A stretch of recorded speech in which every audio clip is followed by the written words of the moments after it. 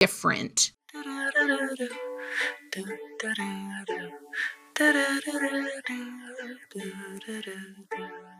All right, friends. Welcome to 2026. The last time we spoke, it wasn't 2026, unless you're listening to these out of order, which is fine. You can do whatever you want. So, how you been? It's been a minute. I took a break the first Friday of January, and I'm actually taking quite a break in January, not from the podcast. Podcast is going on as normal, but I am taking at least a month off from marketing and sales, and I am just going to my part-time job, and that is how I am making money right now. And that's huge for me because I have been working in my business since July, August 2020, full-time. The end of July 2020 is when I quit my full-time job, and I have been not full-time employed ever since. So I have had marketplace health insurance, which has gone up considerably because Republicans.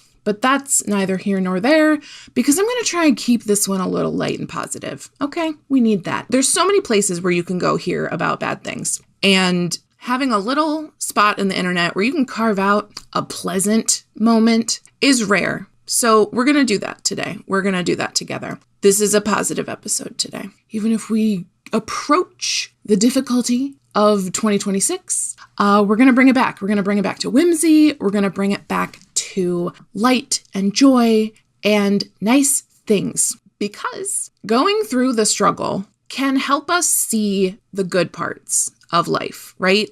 When I was in that really bad depression fog for a couple of years, when I started coming out of that, I woke up and I had energy to do stuff. And it wasn't even really awesome, amazing stuff. It was fold the clothes stuff. And I was so grateful that I had the energy to fold the laundry. I had the energy to clean up my office. I had the energy to do stuff that I didn't have the capacity to do it when I was having a really depressed time. And depression sucks. Mental illness sucks, but it's also something that a lot of us deal with. And it's something that a lot more of us are dealing with as practical expenses become tougher, as the cost of living changes, depression, I think, makes sense, and anxiety makes sense because we're struggling. Now, this is not to say that if you struggle, you can never complain, because you got to complain. You need to be able to talk about the struggle. Otherwise, you're just hiding it and pretending like it doesn't exist, and that's shame, and we're not doing that. But what we can do is acknowledge, this part of my life sucks. Maybe you lost your job. Maybe, like me, you're burned out in your business and you're I cannot anymore. I hit such a wall, and I'll go into that if you guys want. So let me know in the comments. But I find that this channel, I like to keep it more about whimsy, neurodivergence, art, creativity, stuff like that. I find that episodes that I do about my business don't tend to reach as much because y'all aren't here for that. You're here for whimsy. So if you're curious, I have put a lot of behind the scenes thoughts about why I'm taking a break and stuff in my Patreon, the Creatives Rebellion community on Patreon. And we are picking back up this month with some vision board exercises. We are doing a workshop on Tuesday, January 13th, will be our first workshop of the year, and it is low-key, it is whimsical, it is vision boarding, and it is not break your life down into 9 categories and rank each category 1 through 9, and then you pick one and you make a goal. We're not doing that. It's literally just vibes.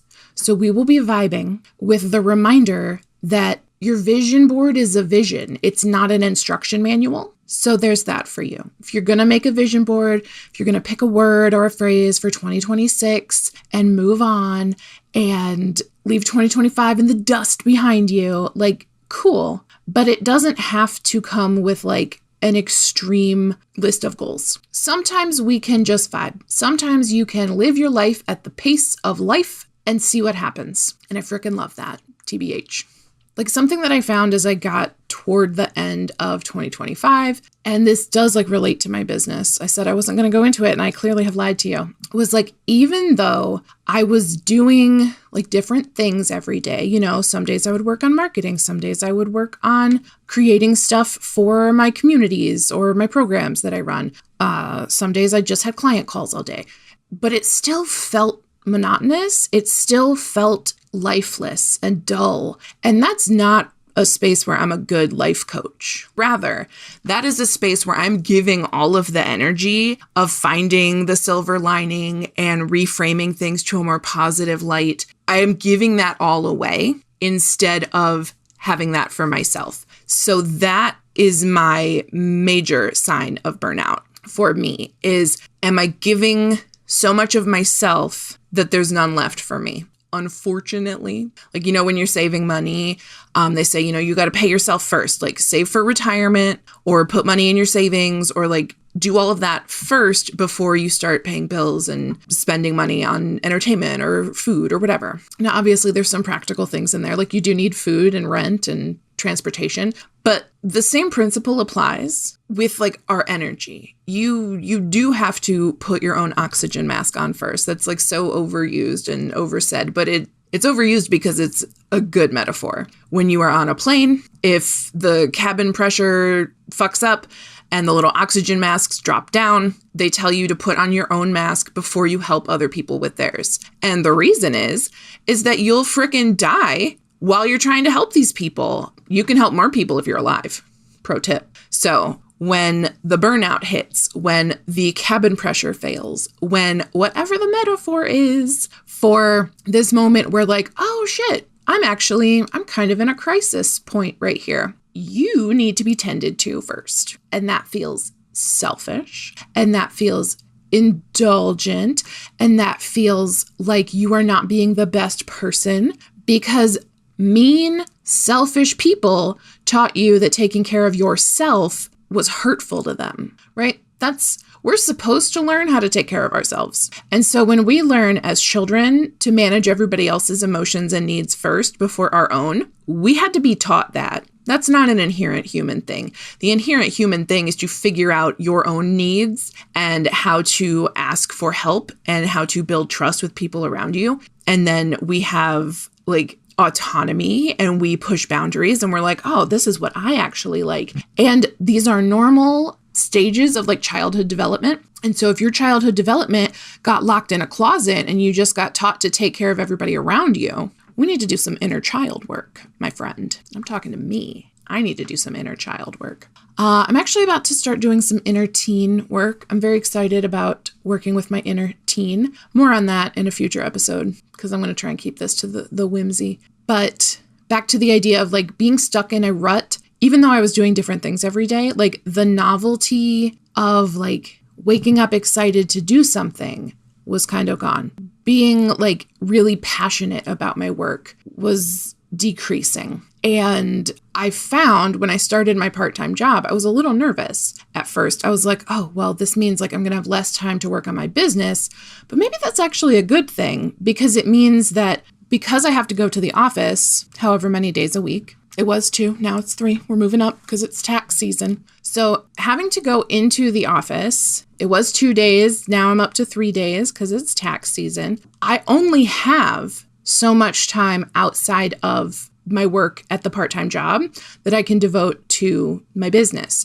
And for a minute, that was helpful. I was like, okay, so on Tuesdays and Fridays, those are business days. And on Wednesdays, those are freelance days. And I was just trying to organize things, like categorize them in a way that felt natural and helped me like keep the momentum going. I find that when I have like a wide open schedule, it's actually harder for me to get stuff done. And I think that's ADHD a little bit because when you have ADHD, it'll take as long as it takes. Like if you have an assignment with a 6-month out deadline, you will take 6 months to do that project. You'll probably still do it in a short amount of time, right up at the end of that 6 months. But if you gave yourself 1 month to do that project, you could get the project done in 1 month. It's like a fluid, like it takes up the amount of space that it can, you know, it's like a cat in a basket. Just I'm whatever shape I need to be. And that's how time feels with ADHD. It's not like a nice linear little chunk, like a stick of butter has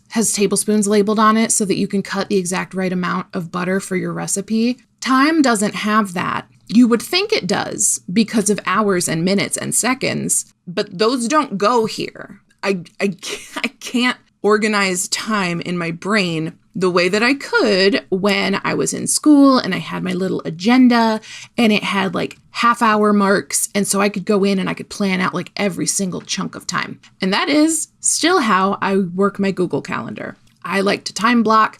I like to say I'm going to do this on this day. I'm going to do that on that day. And that kind of works, except when I am burned out. And then when I go to work on something, like say I wanted to write some emails, I actually did this. I wrote some emails. I felt really good about those emails. And by the time those emails actually like went out and were scheduled, I was burned out again. So like no matter what I try, if we batch prep, if we schedule things on different days, like ADHD has a lot of trial and error involved. Honestly, life has a lot of trial and error involved. Let's normalize that. Sometimes you need to try things more than once. So identifying this burnout thing is like the start of my process. And then I want to move forward into like, what do I want? What does not burning out look like to me?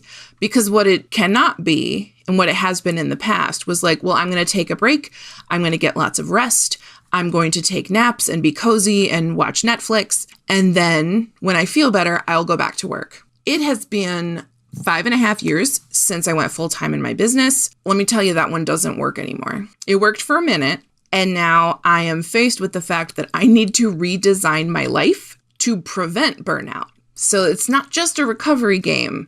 Like, is the best offense a good defense? Yeah, I think that's a sports phrase. Like, you need offense and defense when you are dealing with burnout. So like, not only do you have defensive things like, oh, I will pull back, I will reduce my hours, I will rest, I will recover, I will binge watch Netflix. You also need strategies that prevent the burnout from getting you in the first place. Like, did you ever play Ski Free as a kid? It is very simple. It's like a little 8-bit computer game. I played in a Windows 3.1 because I'm elderly. And you're just this little guy and you are skiing down a mountain and you can like avoid obstacles and stuff and other skiers and things. And then at a certain point, once you've reached a certain amount of points or God knows, this monster comes out of the woods and starts chasing you. And then it catches you and eats you. This has to be the source of my anxiety disorder. I remember being so terrified of that monster. And it's like a little robot or something. I can't even remember it.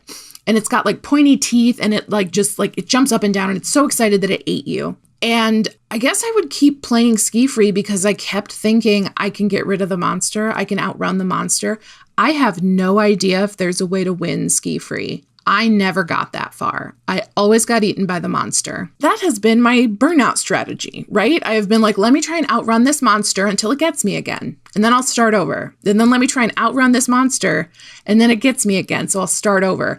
Bitch, what the fuck are you doing? All right. So we need strategies. And if you're like me, you're coming into 2026 a little burned out, a little tired of everything. Hey, what's up? Let's be buddies. Let's do it. You should come to my vision board workshop. It's next Tuesday. I don't know when you're listening to this. It's on January 13th. Sign up for the Creatives Rebellion. It's as low as $3 a month. You get a monthly workshop and you get to hang out with me. And it's awesome. We also put bloopers and bonus podcast content in there. So what the fuck are we doing in order to start working against burnout? Well, one thing that's very helpful is a support system that will help you when you need help. But the key is you have to ask for the help. You have to know when to ask for help. Assume that everybody around you has their own oxygen mask on already if you need help putting yours on. Now, if you know that somebody else is already in crisis, maybe don't ask them. You know, if your friend's in the middle of a panic attack, don't be like, hey, could you come solve my problem? You know, but for the most part, you've got some people in your corner somewhere who are able, ready, and willing to help you. Even if it's a slight inconvenience, you're allowed to inconvenience people. You are allowed to burden people. We have put so much shame on like being a burden, but like burdens are part of living. Sure, it's a burden to me to have to like wake up in the middle of the night when my dog barks and take her outside so she pees, but I'm not going to not do it. A burden is not a moral failure. We are not morally obligated to be completely independent. That's going to be something that I harp on a lot this year because it comes up in so many little insidious ways. Like, we don't ask for help because we have internalized that being independent keeps us safe because asking for help makes us vulnerable, which means people can hurt us. If somebody hurts you when you're vulnerable, get better friends. Block that person on Facebook. Delete their number. Do not talk to them. We are no longer entertaining shitty friends by walking on eggshells. We're not doing it. Any shitty relationship, nah. We want relationships built on mutual appreciation, mutual respect, mutual connection, and desire to see each other win. That is what relationship is. Relationship, the village, like community means being a burden sometimes. It can mean being a burden a lot of the time. And the sooner you normalize trying to ask for help, the sooner you normalize being part of a community and taking up space with your needs, not even just your needs, but even your desires. God forbid you want something nice. The sooner we normalize, I don't mind helping people. Maybe other people don't mind helping me. And then we keep building that up and reinforcing that because society has done such a number on us, making us think that we have to be super independent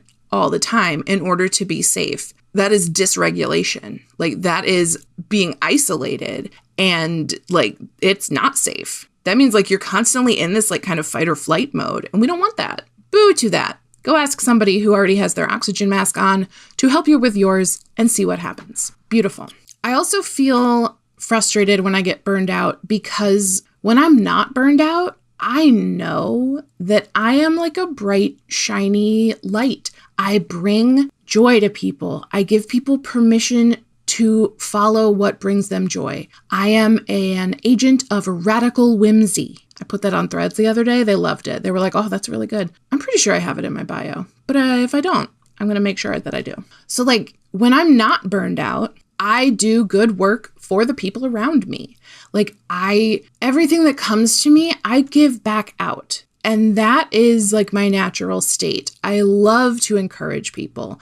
I love to give people permission to go for the most audacious, crazy, pie in the sky, no limits dream. That is my highest purpose in this world, right? Is to be whimsical and to help you be whimsical. So when I get it in my head that the only way for me to be who I am meant to be is to sell this thing or get this many clients or whatever, I have been attaching money and marketing and sales to my life's purpose. There's having a job and then there's living your purpose. And I think perhaps trying to monetize the whimsical part of me has led me down a path that is not so great because I used to just radiate the whimsy, the joy, and I still do because people keep telling me that I do, but I'm not giving it to myself. And so when people come up to me and they're like, oh my God, you helped me so much these past few months, I will literally be like, did I? Because I have been barely holding on. And that sucks. That sucks. I want to enjoy all of my whimsy as much as you enjoy all of my whimsy. So I'm taking a step back from the marketing and sales so that I can just reconnect with that whimsy. I need to reconnect with the stuff that makes me who I am, not the stuff that is just what I do. So if you also need that in 2026, there's a free resolution for you. Be who you are. Do not try to be what you do. Different.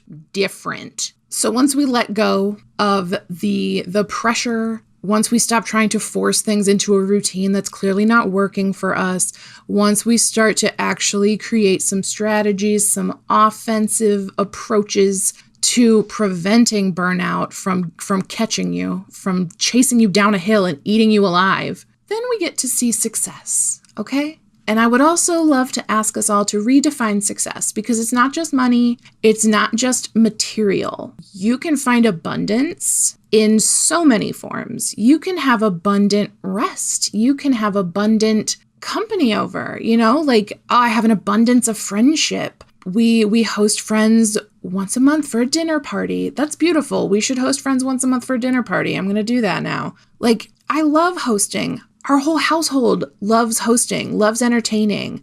I love to play like party games. It's really hard to play party games with like 3 to 4 people who are just kind of always here because it doesn't feel like a party. I guess nothing's really stopping us. I could go get a party game and be like, we are playing Cards Against Humanity after dinner. Thank you. But I love playing party games with my friends, with other people. Honestly, maybe we should do this in the Patreon too. Because there's a lot of like online like versions of games. All right, that's my new favorite thing. We're going to do that. We're going to start playing Jackbox or something. Get in here. It's going to be awesome. I think that's pretty much it for what I wanted to talk about today. So what I want you to walk away with, you listen to this episode, you have one takeaway. It is look for success in other lenses. You know, like don't just try to chase your success in one way. Change what that success looks like. Change what it means. Change how you measure it. Because if you're burned out, that means something is disconnected. And let's go find it,